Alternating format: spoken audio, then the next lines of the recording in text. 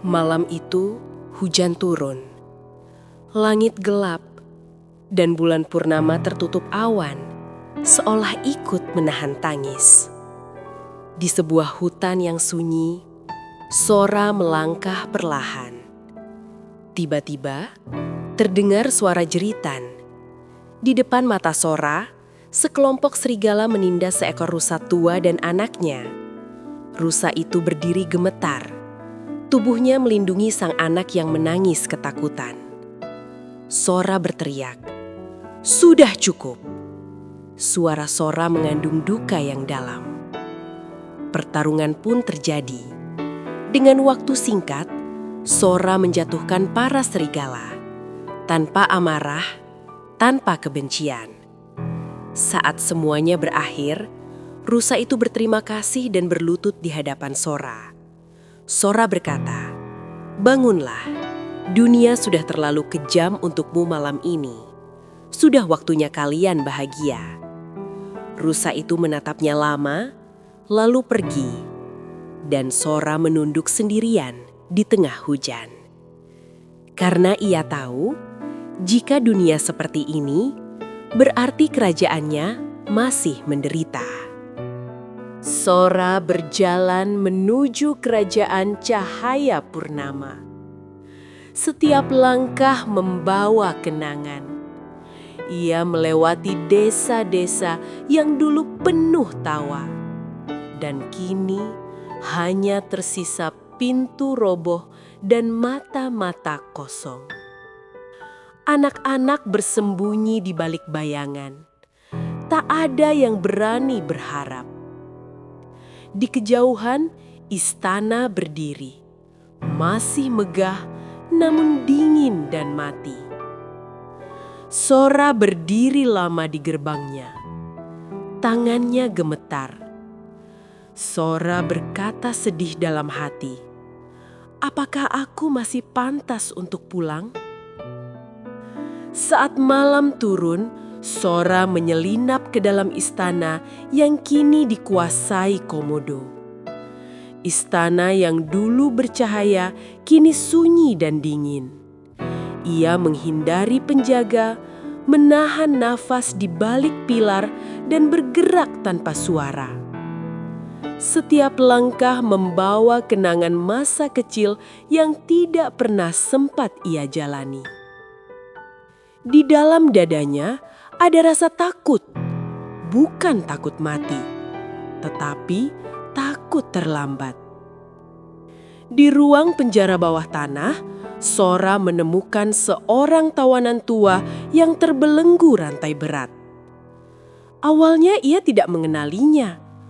Tubuh itu terlalu kurus, bulunya kusam, nafasnya lemah.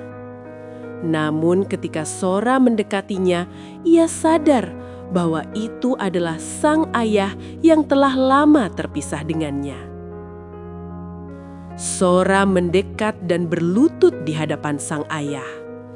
Sora berbisik pelan, "Ayah, aku pulang." Raja Akira menatap wajah di depannya dengan kebingungan, lalu air mata mengalir. Raja Akira berkata dengan terseduh, "Sora, maafkan ayah. Ayah gagal melindungimu." Rantai dipatahkan oleh Sora. Mereka saling memeluk penuh kerinduan. Dua jiwa yang akhirnya bertemu kembali setelah bertahun-tahun dalam penderitaan. Setelah Sora membawa sang ayah ke tempat yang aman, dengan hati bergetar, Sora menuju menara tertinggi. Di sanalah Putri Liora ditahan. Ia menemukannya duduk bersandar di dinding besi. Tubuhnya lemah, rambutnya memutih. Namun saat Liora melihat Sora, ia tersenyum. Senyum seorang ibu yang akhirnya tahu pengorbanannya tidak sia-sia. Dengan penuh rindu, Putri Liora berkata pelan, "Anakku, engkaukah itu?" Sora berlutut dan memeluk ibunya erat-erat. Dengan penuh hormat, Sora berkata, "Maafkan aku yang terlambat. Aku berjanji akan membawamu pulang." Namun Sora merasakan sesuatu yang salah. Nafas ibunya lemah, tubuhnya dingin. Liora berbisik pelan, "Jika ibu tak kuat berjalan, pastikan kerajaan ini kembali bercahaya." Itulah luka terdalam bagi Sora. Ia sadar menyelamatkan ibunya bukan hanya soal membebaskan rantai, tetapi juga membebaskan rakyat kerajaan Cahaya Purnama dari penderitaan. Kedatangan Sora diketahui oleh pasukan Komodo. Pasukan Komodo menyerbu. Sora menggendong ibunya, menopang ayahnya, bertarung sambil melindungi. Setiap serangan Sora bukan untuk membunuh, melainkan untuk membuka jalan keluar. Di gerbang istana, mereka berhasil lolos. Namun, Putri Liora pingsan di pelukan Sora. Di luar istana, di bawah cahaya bulan purnama, Sora menggenggam tangan sang ibu yang telah lama ia rindukan. Sora berkata lembut kepada ibunya, "Ibu, aku akan membawamu ke tempat yang aman. Takkan ada lagi yang akan menyakitimu. Aku berjanji." Putri Liora tersenyum lemah. Dengan hati yang hancur, namun tekad yang menyala, Sora berdiri. Ia telah menyelamatkan ayahnya. Ia telah menemui ibunya. Kini, ia harus menyelamatkan kerajaan. Bukan lagi sebagai pangeran yang hilang, melainkan sebagai pendekar cahaya yang siap menghadapi Raja Goro. Saat fajar menyingsing, Sora berdiri di aula istana yang hancur. Raja Goro muncul, besar dan mengerikan. Raja Goro tertawa dengan suara kasar. "Hahaha, anak kucing, kau terlambat." Pertarungan terjadi. Seluruh istana terguncang. Dinding runtuh, tanah retak. Raja Goro menyerang dengan amarah. Sora melawan dengan penuh tekad demi perdamaian. Dalam serangan terakhir, Sora menjatuhkan Raja Goro ke lantai. Namun Sora tidak menghabisinya. Sora berkata, "Aku menang bukan untuk membalas dendam, melainkan agar tak ada lagi anak yang terpisah dari orang tuanya seperti aku."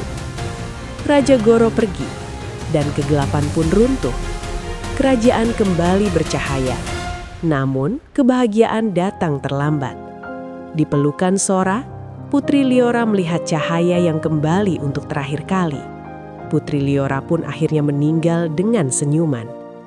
Sora memegang tangan ibunya dan menangis tanpa suara. Beberapa hari kemudian, di bawah bulan purnama, Sora dinobatkan menjadi Raja Kerajaan Cahaya Purnama. Mahkota itu berat, bukan karena emasnya, tapi karena pengorbanan di baliknya. Bao berdiri jauh di belakang. Air matanya jatuh pelan. Bao berkata di dalam hati, "Anak kecil yang dulu aku peluk, kini memikul dunia." Dan sejak malam itu, Kerajaan Cahaya Purnama dipimpin oleh raja yang lahir dari luka, dibesarkan oleh cinta, dan memerintah dengan hati.